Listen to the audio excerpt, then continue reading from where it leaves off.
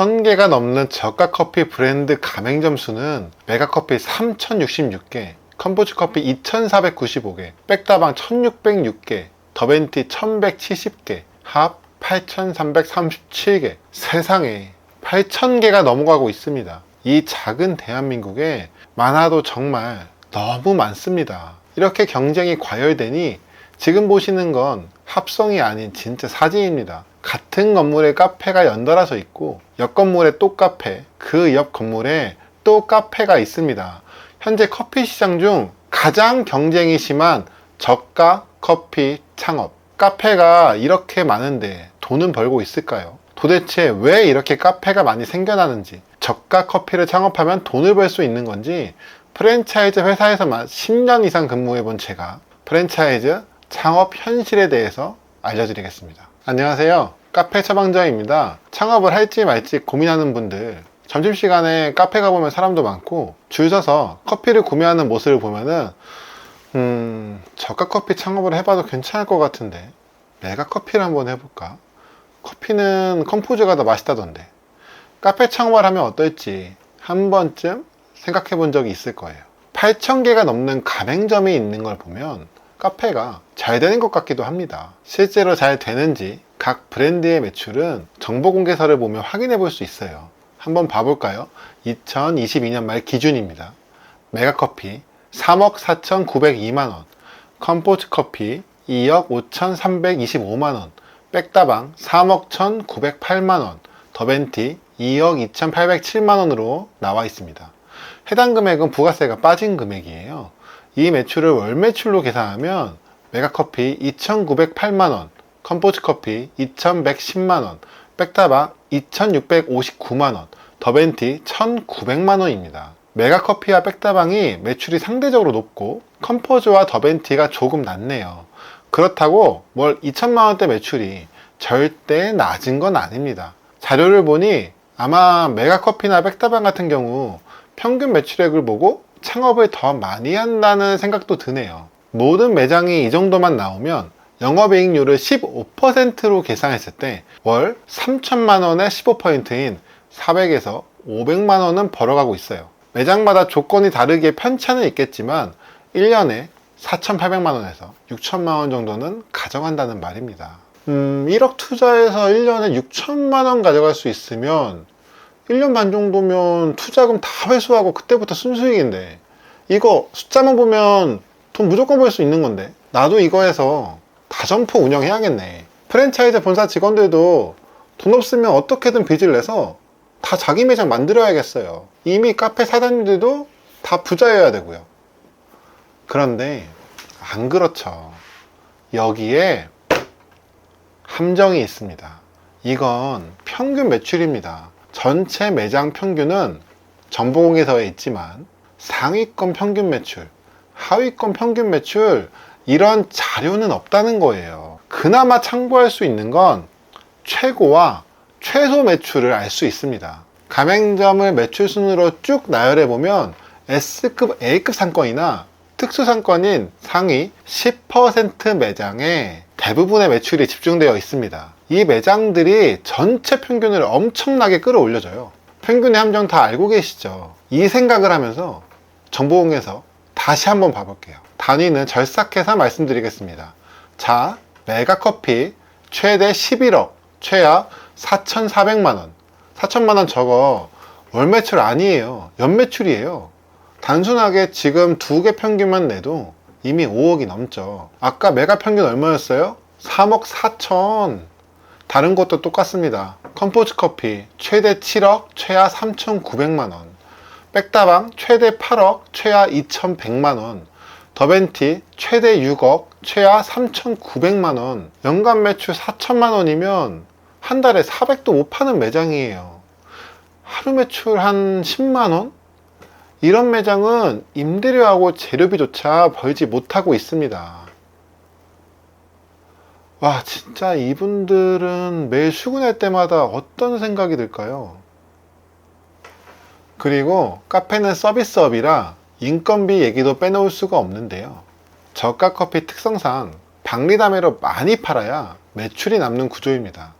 제한된 시간에 많이 팔아야 하는 구조라서 돈을 많이 벌려면 메뉴 제조의 속도가 핵심이에요. 그런데 이게 아주 역설적인 상황인 게 속도가 중요한 저가 커피 매장에 놀랍게도 메뉴가 제일 많아요. 이게 진짜 너무 웃긴 게 이 사람도 와야 되고 저 사람도 와야 해서 타겟을 엄청 넓혀놨는데 타겟들이 뭘 좋아할지 모르니까 그냥 다 만들어 놓은 거예요. 메뉴가 다양해서 빠르게 만들지 못하고 오히려 제조 속도가 떨어집니다. 그래서 돈을 벌려면 이게 필요해요. 그게 뭐예요? 사람, 알바, 직원. 바로 인건비입니다. 그래서 저가 커피가 역설적으로 인건비가 제일 높습니다. 중대형 매장이 같은 매출일 때 오히려 인건비가 더 줄어들어요. 아, 맞다. 잠깐 다른 이야기인데 갑자기 생각나서 진짜 중요한 이야기니까 제가 요거 하나 알려드릴게요. 좋은 프랜차이즈를 고르는 방법 중에 뭐 패점수를 봐라 이런 말 들어본 적 있을 거예요. 그런데 규모가 큰 브랜드의 패점수를 보는 건 아무런 의미가 없습니다. 브랜드 파워가 생긴 프랜차이즈에 가맹점은 패점을 할 수가 없어요. 이게 무슨 말이냐면 매장을 운영하다가 이럴 수 있어요. 분사가 너무 마음에 안 드네. 가져가는 수수료도 엄청나고 계약 해지하고 개인 브랜드 하면 더 잘 벌 수 있을 것 같은데. 그런데 계약 해지를 하면 내 가게 앞에 지금 내가 하고 있는 브랜드가 들어올 걸 알아서 계약 해지를 못 합니다. 손님 다 뺏길 걸 아니까 해지를 못 해요. 계약 해지하는 순간 지금 내가 하는 브랜드가 경쟁 카페가 되는 거예요. 가맹점이 1000개만 넘어가도 신규 출점할 곳이 별로 없어요. 하고 싶어 하는 사람은 많은데 자리가 없는 상황이 나옵니다.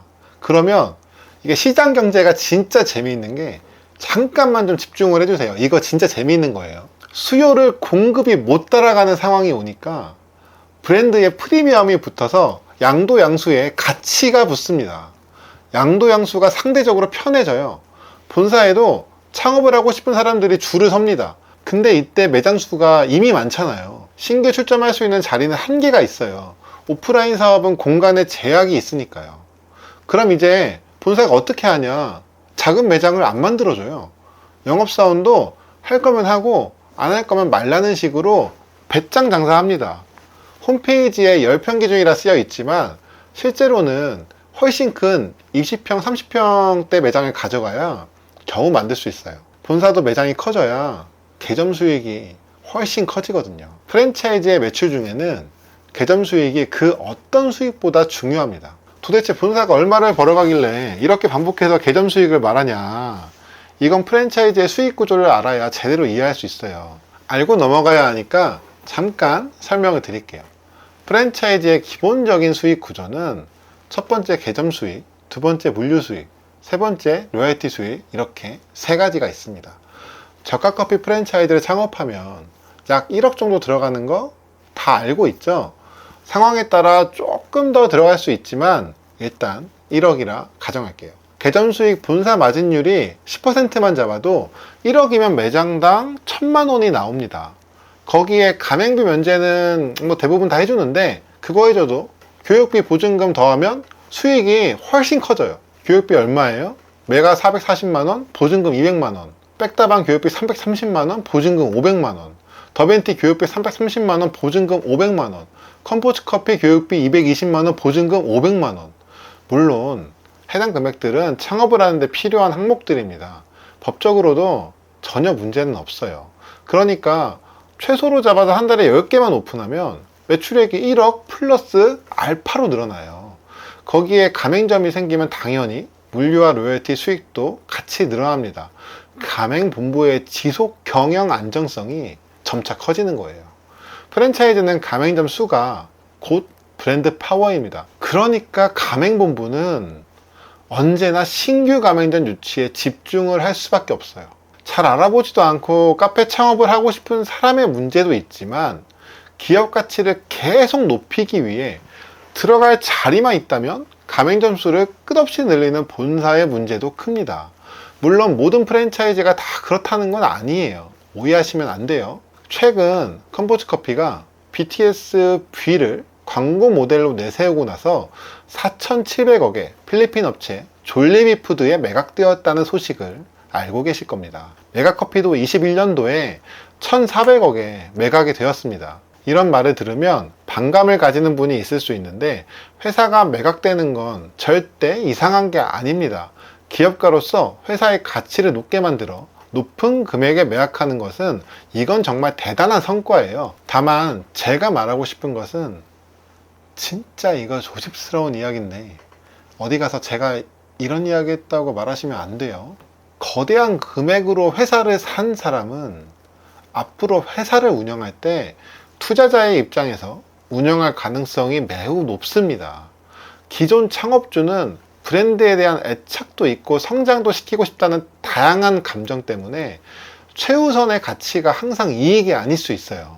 그런데 회사를 매입한 투자자는 자신의 투자 금액을 빠르게 회수하기 위해서 기업의 이익이 최우선 가치일 가능성이 엄청 높습니다. 이러한 과정에서 가맹점들이 예전과 다르게 피해를 볼 가능성이 있어요. 예를 들면 지금 생각나는 건 원재료가 바뀌어서 원가가 내려갔는데 납품가는 기존과 동일하거나 가맹점 부담의 쿠폰 발행을 더 자주 해서 매출을 높이거나 뭐 그럴 수 있습니다.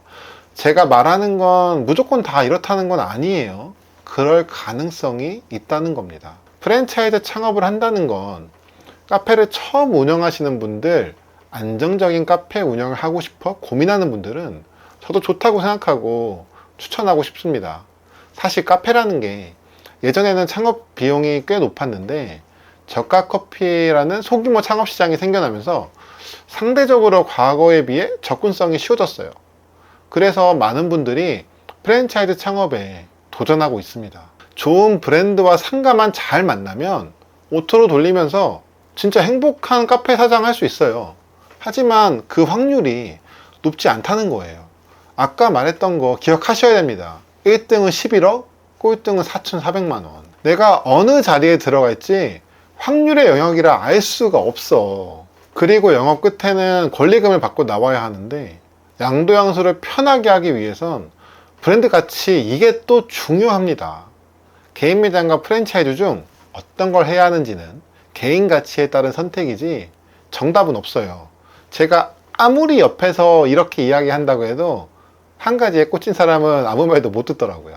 다만 오늘은 이거 하나는 꼭 기억해 주세요. 본사가 모든 것을 알아서 해줄 거라 생각하면 절대 안 됩니다. 물론 본사에서 주는 서류에 사인만 하면 매장은 알아서 다 만들어주긴 할 거예요.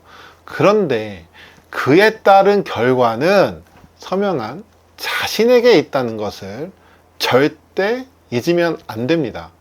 본사가 매출이 안 나온다고 절대로 책임져 주지 않습니다. 오늘은 프랜차이즈 창업에 대해 현실적인 이야기를 해봤는데요. 최근 커피 시장이 많이 성숙해지고 있습니다.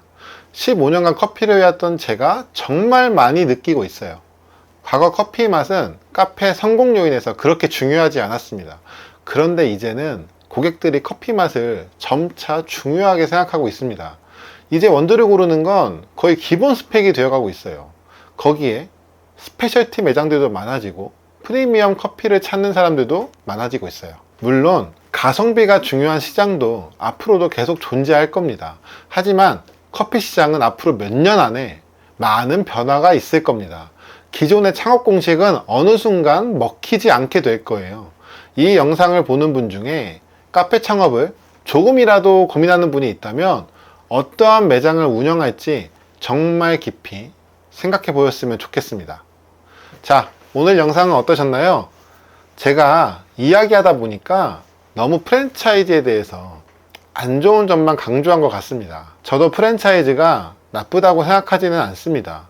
다만 너무 과열되고 있는 저가 커피 시장 속에서 카페 창업을 고민하는 분들이 옳은 판단을 했으면 하는 마음에 제 생각을 말씀드려 봤습니다. 앞으로도 현업에서 경험하지 않으면 알기 어려운 창업과 관련된 지식들을 지속해서 알려드릴 거예요. 이런 중요한 내용 놓치지 않으려면 구독, 좋아요, 알림 설정을 해주셔야 합니다. 여러분의 도움으로 제 영상이 더 많은 분들에게 닿을 수 있어요. 저는 언제나 여러분의 성공을 응원합니다. 감사합니다. 좋은 하루 보내세요.